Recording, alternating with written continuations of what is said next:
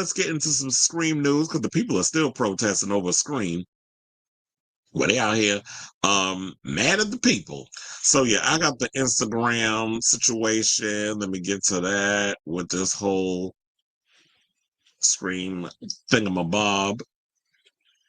I was like, where is it? There it is. Let's pull it up. So that way y'all have an idea. So yeah, the girls was out there. So the protesters, showed up at San Diego Comic-Con over the weekend and called for fans to boycott Scream 7 after Melissa Barrera was ousted from her role as Sam Carpenter for sharing pro-Palestine and anti-Israel messages on social media. Shout out to the Mirror for this tea. So they said pro-Palestine protesters, as you know, gathered outside Comic-Con on Friday. Here's the thing. I didn't even know that they were doing a Scream panel. Also, sidebar, did y'all notice not many people are really talking about what happened at Comic-Con? Is Comic-Con pretty much dead at this point? Because I haven't really heard anybody talking about it. The only things I know about Comic-Con that happened, besides now I'm finding out Scream 7, I guess had a panel. The only things I'm aware of is they had, who was it? Oh, Predator Badlands. I heard they did they showed the first 15 minutes and the alternate Killer of Killers ending with Arnold Schwarzenegger reprising his role from the original Predator movie. I hope that we actually get to see that alternate ending somewhere. Then they also did a presentation for Tron Ares where, they show the light cycle, light board chases. They gave us a little insight into the cop girl that you see in the trailer and what her connection is or something or another to Ares and what he's looking for, that sort of thing. And then they said they showed a Nine Inch Nails music video for the film. And then we got a little bit of Interview with a Vampire season 3, which is being called The Vampire Lestat, which I'm actually excited for. So yeah, he's been out here singing and doing so there was been a couple of little things that has popped up. And I also heard that Trey Parker and Matt Stone were there and they opened up about South Park and said that little trailer y'all saw about Diddy and everything, that was fake. It was a deep fake, but I guess that was their way of getting around Paramount Plus so they could start producing what they really was producing, which was that Trump episode, which still got everybody in a chokehold. But nevertheless, that was one of the things that I've been hearing about, but nobody's really been talking about Comic-Con. And I think what's hurting them is they're not broadcasting any of the Hall 8 stuff. Like for those people who don't have the money and the wherewithal to get to Comic-Con anymore, why aren't y'all doing live streams? Y'all should be doing those. So that way, those of us who aren't able to make it could sit and watch all the panels and give our critiques on it. But anyway, so the Mexican star, that would be Barrera, who's 35, found herself ousted from her role as Sam Carpenter in the famous horror film franchise due to her social media posts about the conflict, which included sharing a message accusing Israel of genocide and ethnic cleansing, which pretty much is what they're doing. And it's gotten to the point, but she did it early on where everybody was up in here getting spooked and nervous. And now that it's no longer something that they can hide, because that's clearly what is happening. And Netanyahu has no plans on stopping what he's doing to these people. Now everybody's speaking on it. So now production company Spyglass claimed the posts were anti-Semitic, but after being fired, Melissa defended her comments, vowing she will continue to speak out for those that need it most and continue to advocate for peace and safety, for human rights and freedom. And to me, with Spyglass running out here saying that what she did was anti-Semitic, it wasn't anti-Semitic.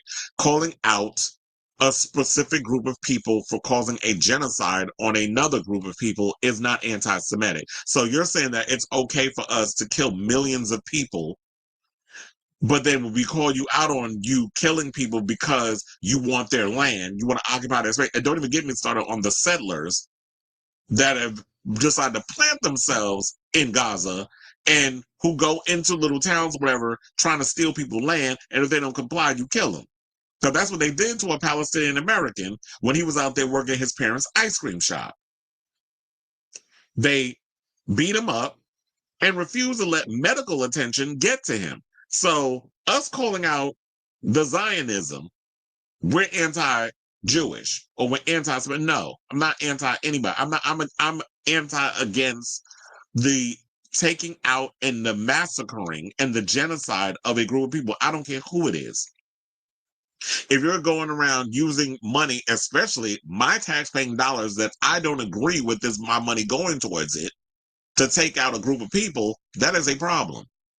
and it should be brought up. But of course, now because of what happened, people have been out here, activists have been going on. They standing firmly with Melissa, basically saying that what they pretty much done is blacklist her, which is why I'm really hoping and praying what Marlon Wayans does to get back at Spyglass is to cast her, excuse me, as the new lead in a Scary Movie. What is it, Scary Movie 6? And the new Scary Movie they got coming out, because the Wayans brothers is writing it. I don't know who's directing it. Hopefully Keenan can come back and direct it like he directed the first one.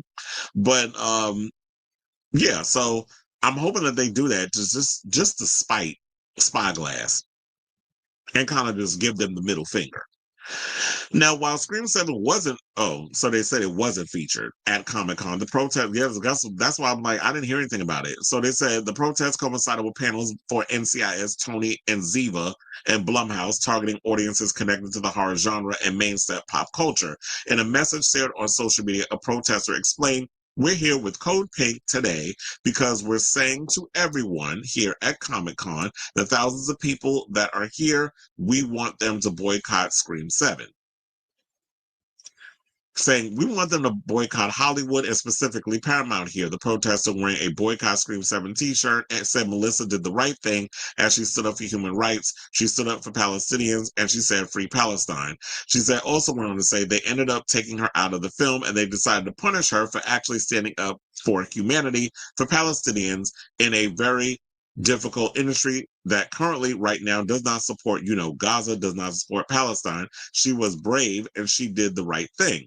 Well, yeah, I'm glad that she spoke up. However, don't y'all think that y'all should wait until the movie comes out to start doing your protesting instead of being at Comic-Con? Because if I'm not showing anything here, if I'm not doing a panel on this specific movie, why are you boycotting at Comic-Con? Like, there's no Scream anything here. But you're going against all these other movies that is like, yeah, I guess connected within the whole Paramount situation. You're boycotting the studio. I just feel like it's just a waste of, like, what are y'all bored? It's giving y'all something to do. Like, don't get me wrong, y'all already know I am very pro Melissa Barrera and what she's standing for. I just feel like the whole Comic-Con thing just doesn't work with me. But anyway, so let's get into this clip and then we'll come back. With Code Pink today, because we're saying to everyone here at Comic-Con, the thousands of people that are here, we want them to boycott Scream 7. We want them to boycott Hollywood, and specifically Paramount here. They're producing the movie Scream 7 because they fired one of the actresses that was supposed to be in the movie. Her name is Melissa Barrera. Melissa Barrera did the right thing. She stood up for human rights. She stood up for Palestinians, and she said, free Palestine. They ended up taking her out of the film, and they decided to punish her for actually standing up for humanity, for Palestinians in a very difficult industry that currently right now does not support, Gaza, does not support Palestine. She was brave and she did the right thing. And so we're saying to everyone, boycott Scream 7 because of Paramount's actions and free Palestine. Well, like I said, just wait until the movie comes out and do your protesting. That would make way more sense, in my opinion, than you actually sitting up here and boycotting a movie that hasn't even come out yet. Like, that's what I always thought. That was the old school way that we did things. Whenever there was a movie that people didn't particularly care for and didn't like, because, like, I'll use, for example, Cruising, or there have been other movies as well. Like when certain movies came out because of a certain thing. I even think they protested against Basic Instinct, if I'm not mistaken, because they felt like they didn't like the way bisexual people were being portrayed as serial killers. Same thing with Cruising, which is no shade. It's funny how I'm bringing up two movies that I actually like. But Cruising was another movie where the gays protested and made it a real hard time for William Friedkin to film this movie because they didn't like this whole story about some guy going on a spree murdering gay men who were being sexual and things. So, Miriam Argandawal, of Entertainment Labor for Palestine also said that she said Scream 7 is a beloved series by many horror fans, myself included. Unfortunately, Spyglass ruined the fun when they targeted a woman of color and punished her for speaking up for Palestinian human rights. Discrimination of Palestinians, the targeting of women of color for speaking out for Palestine, and the wide-scale repression of free speech in Hollywood cannot be normalized, so we're calling on a boycott of the film. Now, after being fired, Melissa said that she was devastated and felt as if her career hit rock bottom. Post Scream 5 and 6, she experienced a professional drought, telling Independent that for about 10 months, she struggled to land significant roles, shunning minor offers because they didn't ignite her passion for acting. In other words, it was the darkest and hardest year for my life, and I had to reevaluate everything. There were times where I felt like my life was over, she said. It was quiet for like 10 months. I was still getting offers for small things here and there. I'm not going to lie and say there was nothing, but the message was like, oh, she probably doesn't have work. She'll say yes to anything. So basically what she was saying is that they were offering her shitty parts, and she was like, no, that's not something I basically want to be out here doing right now. So it's like, I'm not just going to sign up for anything because this is what you want me to pretty much be out here doing. So rejecting parts that failed to excite her, she admitted. She said, I would get roles that I wasn't excited about, and I've never been a person that just wants to work for work's sake. I give so much of myself to acting that if a part of me feels like it's not worth it, I'm going to be miserable. Inside, I'm constantly freaking out. Now, the In the Heights star has been vocal about her stance on the conflict in Gaza, calling for peace, but after accusing Israel of genocide and ethnic cleansing, she was dismissed from the movie's franchise. And I feel like at the end of the day, celebrities should be allowed, if they want, to just express what they want to express. But some people feel like, but if you are tied to a studio, they have a right to get rid of you. But I'm like, is she contractually obligated? Like, is this like back in the day where there was a specific actor that was tied to Universal or Warner Brothers or Paramount and things? I don't think she was glued to the hip of, I can only exclusively make movies for Spyglass and Paramount. I don't think that was her thing. I think like most actors, they're freelance. So they go where the money and the work resides. So she was a part of that. And you firing her for her beliefs, I just think it's ridiculous. Now let's get into the other part. Let's talk about Scream 5 and 6. I just don't think that the Carpenter sisters were that interesting of final girls for y'all to be warranting this much damn energy. No shade, but Sidney Prescott has always been Scream. And the way that, in my opinion, they treated the legacy characters so they could prop up this new generation of this core four. Although I was relatively interested, like I'm always open to getting in, like invested in new characters, whatever the case is. I'm always open for that. But if you're gonna piss on the legacy characters, but use them to kind of usher in this, like bring my us vets along to come see this movie because we got to cover the legacy characters and we got these new kids because you're trying to cater to a new generation. That to me is going to piss me off because like don't use us and our generation because we had a lot of really cool movies to come see these films for nostalgia's sake, but then you're going to treat the characters that we grew up with and that were beloved for over 30 years like leftovers. So I didn't like that in regards to that. And I just don't think that the Carpenter sisters, yes, I'm true to both of them, were that interesting enough to be getting all this energy. Now, I am curious, and I am going to go say, I don't care, go argue with your mammy. I'm still going to go see Scream 7 because Scream is a franchise I grew up with. And if we literally sat here and was like, well, I'm going to no longer watch this because this person does this and this person does that. I'm like, we ain't going to have shit to watch. We're just going to be sitting there being miserable and just like living the life of the Amish because it's like, what? I got to stop listening to certain songs. I got to stop watching certain movies. I got to stop doing certain things because this person is problematic and that person is problematic and all these other things. And as a pundit, because it's like pundit, I got to review the projects and talk about it on the show. So, as a lifelong Scream fan since the very first, I won't see Scream 7 because it's my civil duty as a pundit to talk about it when that movie comes out. So while I am with it on different situations, I feel like the real enemy is the government. That's what we need to be fighting with. Y'all worrying about some damn studio firing the actor. The real fight y'all need to be taking is to that current idiot in the White House with all that gout in his ankles. That's what y'all need to be taking your fight and get on them about with this genocide, which is far worse under this administration than it was under the previous administration, because Biden ain't no damn innocent in this stuff either. Trump is just finishing the mess that it's just finishing what Biden started.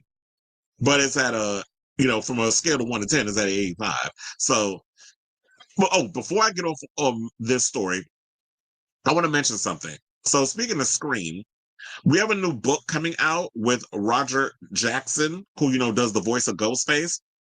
He's actually narrating doing the audio. So I wanted to point that in case anybody wasn't aware. So the book is called Your Favorite Scary Movie: How the Scream Films Rewrote the Rules of Horror. It's coming out next month.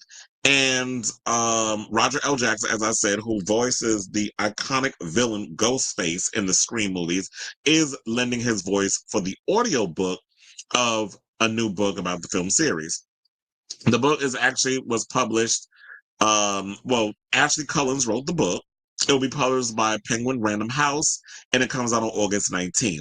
So if you're someone who is a Scream fan and is interested in an in-depth look at how the Scream films became a global sensation and revived the movie genre that was previously thought to be dead, then this is definitely a book for you. And it also says that the book will feature brand new interviews from over 80 key players in Scream's history, including Neve Campbell, Courtney Cox, Justice for Dewey, David Arquette, and Kevin Williamson, as well as Roger L. Jackson, saying, quote, "It is my hope that everyone who listens to this audiobook enjoys it as much as I enjoyed reading it. So well written and with depth and nuance, many things I never knew and stories I had never heard. This is an essential reading for anyone interested in Scream." And this is what he said in a statement. He said, "It was an honor to read this for the fans of the films and people like me who delight in audiobooks." And so far, I should say, Scream has earned nearly $1 billion at the global box office, with the 7th film of the series due out in February of 2026. So I just want to point that out for y'all, so that way you guys will be aware of what's coming in regards to that. I'm going to definitely get my hands on that book when it's released, because as someone who's a Scream fan, that is definitely something I need to get my hands on. But I'm wondering if, maybe I should buy the book just so I can have the physicalness of it, but also I want the audiobook because I want to hear Ghostface reading to me before I go to sleep about the history of the Scream franchise. Like, that might be really weird and kind of orgasmic, I guess, to want to be hearing Roger L. Jackson reading to you, the Scream book. So I'll say all this to say, what do you guys think of this story regarding all of it, regarding the whole Scream situation? Do you agree with them protesting at Comic-Con about a movie that didn't even show at Comic-Con? Like, wait until the movie comes out, go to the Hollywood premiere of Scream 7, stand outside, get your little, your 15 minutes on, or whatever the case is. Like, that's where you do it. Not at somewhere where they ain't show. Like, it just doesn't show any child. And quiet as it can, it looked like it was only like 4 people that showed up to that protest. So, but we talking about it. So let me know what you guys think of this story in the comments down below.